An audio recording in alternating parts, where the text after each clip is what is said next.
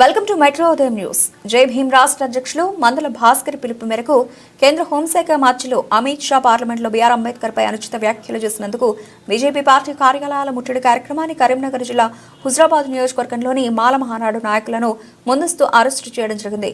హుజరాబాద్ నియోజకవర్గం సీనియర్ నాయకుడు మాదాసి మొగిలి మాట్లాడుతూ ఊసరవెల్లిలా పార్టీలకు మద్దతిస్తున్న మందకృష్ణ మాదికకు భయపడి పోలీస్ శాఖతో అరెస్టులు చేయించి ఉద్యమాన్ని అడ్డుకుంటున్నారని, ఏబీసీడీ వర్గీకరణకు మద్దతిస్తున్న పార్టీలను రానున్న రోజుల్లో బోధపెడతామని, మాలలకు అన్యాయం చేసిన ఏ పార్టీలో రాజకీయంగా ఎదగలేవని చంద్రబాబు ఏబీసీడీ చేసినాడు, తాను తెలంగాణలో లేకుండా పోవాల్సి వచ్చిందని అన్నారు.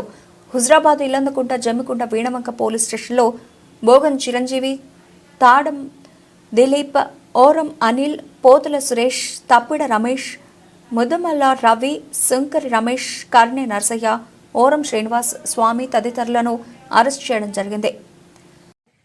ఈరోజు తెలంగాణ అన్ని జిల్లాల్లోని బీజేపీ కార్యాలయం ముట్టడి అలోమాల చెలో బీజేపీ కార్యాలయం కార్యక్రమంలో భాగంగా ఈరోజు వీణవంక పోలీస్ స్టేషన్లో ముందస్తు అరెస్ట్ చేయడం జరిగింది.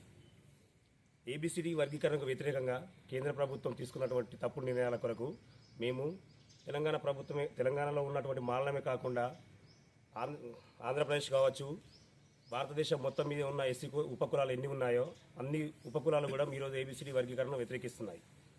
ఎట్టి పరిస్థితుల్లోనూ ఏబీసీడీ వర్గీకరణకు వ్యతిరేకంగా పోరాడతామని ఈ సందర్భంగా తెలియజేస్తున్నాం. జై భీమ్, జై మాల. మందకృష్ణ మాదిగకు భయపడి ఏ పార్టీ సపోర్ట్ చేయకండి. మాలలము మేము కూడా ఏకమై బయటికి వెళ్తే మందకృష్ణ మాదిగను కూడా ఎదిరించే గల శక్తి మా దగ్గర ఉంది. కానీ మేము కూటమి ఏ పార్టీని కూడా ఎదిరించలేదు. ఒకవేళ మేము మాకు వ్యతిరేకంగా కానీ ఏ పార్టీ ఎదిరించినా మేము ఏకమై ముందుకొస్తే అన్ని పార్టీలు భూస్థాపితం చేయక తప్పదు. జై భీమ్, జై మాల. జై భీమ్, జై భీమ్, జై భీమ్, జై మాల, జై మాల, జై మాల, జై మాల. ఎస్సీ వర్గీకరణలో భాగంగా ఈరోజు రాష్ట్ర స్థాయిలో జై భీమ్ రాష్ట్ర అధ్యక్షులు మందల భాస్కర్ పిలుపు మేరకు రాష్ట్రంలోని జిల్లాలలో బీజేపీ పార్టీ కార్యాలయాల ముట్టడి కార్యక్రమంలో భాగంగా మాలను ముందస్తు అరెస్టు చేసి పోలీస్ స్టేషన్లో పెట్టడం జరుగుతుంది. ఈ వర్గీకరణలో రాష్ట్ర ప్రభుత్వము కానీ కేంద్ర ప్రభుత్వం కానీ మాదిగలకే సపోర్ట్ చేస్తుంది, మాలలను అనగదొక్కే ప్రయత్నం చేస్తుంది. మరి మాలలు లేని రాజ్యము ఏనాడు ఉందో అది ఉన్న రాజకీయ పార్టీలు అర్థం చేసుకోవాలి. నాటి నుండి నేటి వరకు కూడా మాలలు లేని ఏ రాజ్యాధికారం కూడా ఏ పార్టీ చేయలేదు.